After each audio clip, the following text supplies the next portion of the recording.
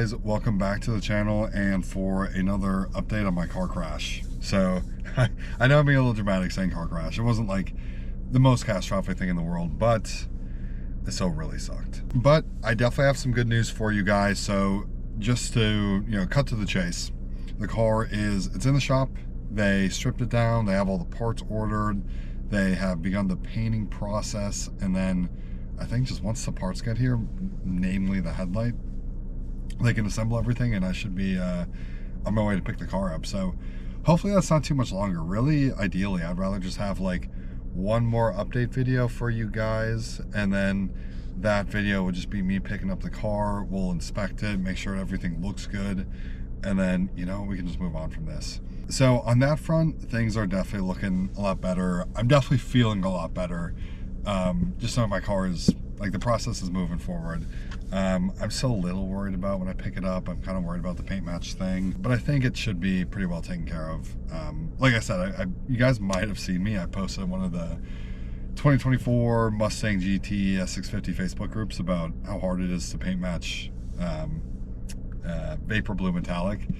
And one dude commented something super funny, and it was like, the trick is you have to find a good enough painter who can do as poorly of a job as Ford manufacturing does. And that's pretty true, okay? The Ford paint isn't super great. Now, the paint matching, I've never really seen a Ford Mustang with weird paint match issues, but there's definitely a lot of orange peel.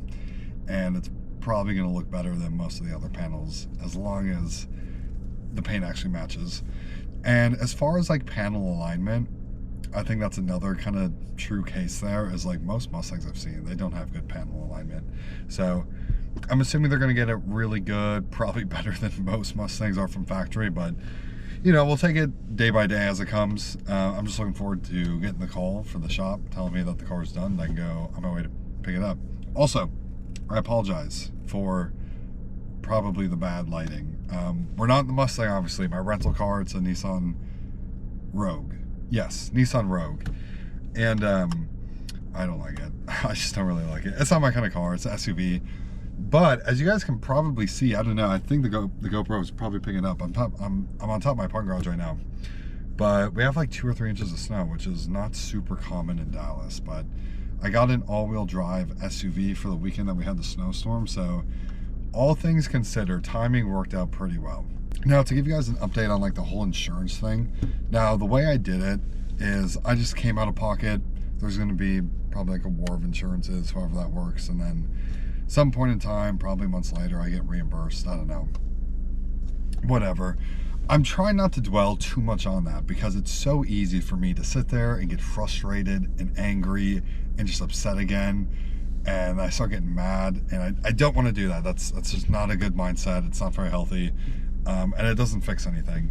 So I'm just trying to take the wins as they come. The car's in the shop. I'm super excited to get it back. And something that I wanted to reflect on a little bit. This is probably going to sound kind of bad when I first say it, but you guys are probably going to know what I'm talking about here. 2 YouTube channels I really enjoy watching, which are Texas Revving and Derek Barron Productions. Obviously very much Mustang channels.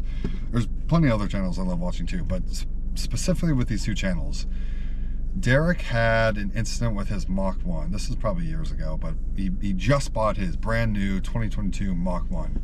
Not even a month later, he gets in pretty much the same accident I did, where somebody hits the the front driver's side quarter of the car, crushed in the fender, the hood, the bumper, and the headlight. Luckily, mine wasn't that bad.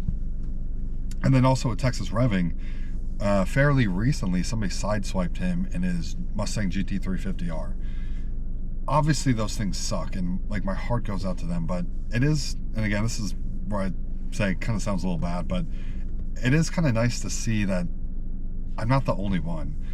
And that's pretty obvious, right? Like, everybody gets in car accidents, like they just happen. But you have your relatively brand new car, you get in an accident, and you just feel so frustrated with the world. Like, why did this happen to me? You just get in that mindset where it's like, why am I siloed? Why am I singled out? Drop that attitude is what I'm trying to get myself to do, because that's not good. It happens to everybody. And seeing, other people on YouTube, people who, I follow and I really like their content, things happen to everybody, you know, and even with a Mach 1 or a GT350R, those are definitely more special of cars, which would really, you know, just kind of hurt you internally. Mine, at the end of the day, it's just a Mustang GT. It's not, you know, it's not a specialty car, not by any means. And also, the damage is really, really light. It was definitely lighter than, you know, their damages, especially with Texas revving. You know, he has carbon fiber wheels that are going to have to get replaced. You know, the door, the fender, and there's definitely like some, you know, body panels that have been tweaked and pushed in, where with me, that's not really the case. So, you know, just seeing that I'm not the only one, it is kind of a, you know, a feeling to like kind of take you out of that, like, you know, super siloed mindset where it's like, why did this happen to me? It's not that it just happened to me. It happens to everybody with nicer, newer, more special, more expensive cars. And again, my heart goes out to those guys. I never want to see a Mustang in an accident, okay? Not on this channel, but it is just one of those things that just kind of grounds you, brings you back to reality where, you know, you don't feel so victimized and violated. Kind of a weird word to use there, but I feel like you guys probably have had that experience where like you have your new car, someone hits you, and it literally feels like they violated you. It's just not a good feeling. It feels very personal. But yeah, honestly guys, I'm just super excited. Car should be back pretty soon. We can put this whole thing behind us. I'll give you guys, hopefully it's only going to be one more update, and I should get the car back within a week or so. You know, I guess we'll see, but just try to look forward to better days ahead. And also spring.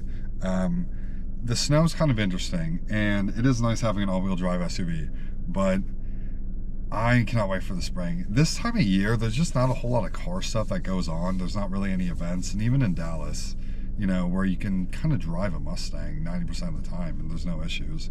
It's cold, but it's, you know, it's dry without snow. But even still, there's just not really any events, but I'm super excited for spring, so I'm just trying to look forward instead of continually looking back on the car accident. So, Texas Week in Galveston, Texas. Or I'm sorry, Mustang Week in Galveston, Texas. Super excited for that. I cannot wait to show you guys content.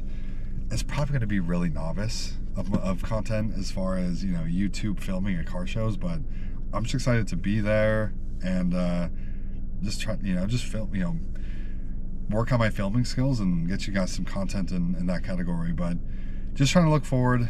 I appreciate you guys bearing with me here through this, you know, this process. It's probably not super interesting watching, you know, update videos on a car accident, but I want to get back to just kind of, you know, normal life, normal videos, normal content. And I'm super excited too, just also for spring.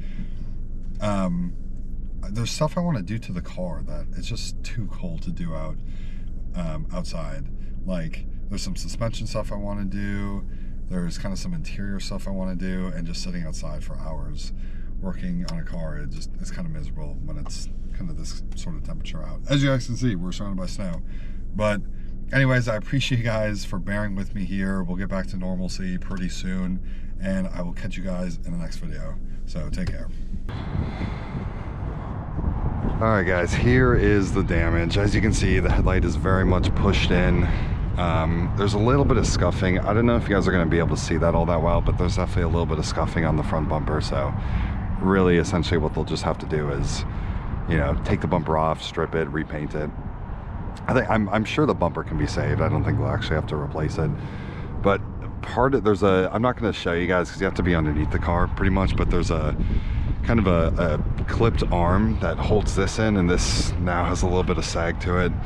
So we're definitely gonna have to get a new MP Concepts front splitter. That'll have to be replaced. And then I was digging into the headlight, and part of the bracket actually broke or something. I'm not quite sure, but I'm guessing the headlight will probably have to be replaced, as well as some bracketry in there. Maybe that's a word, I don't know. But yeah guys, that's the damage. It sucks, but you know what, we'll get it fixed. Take it day by day.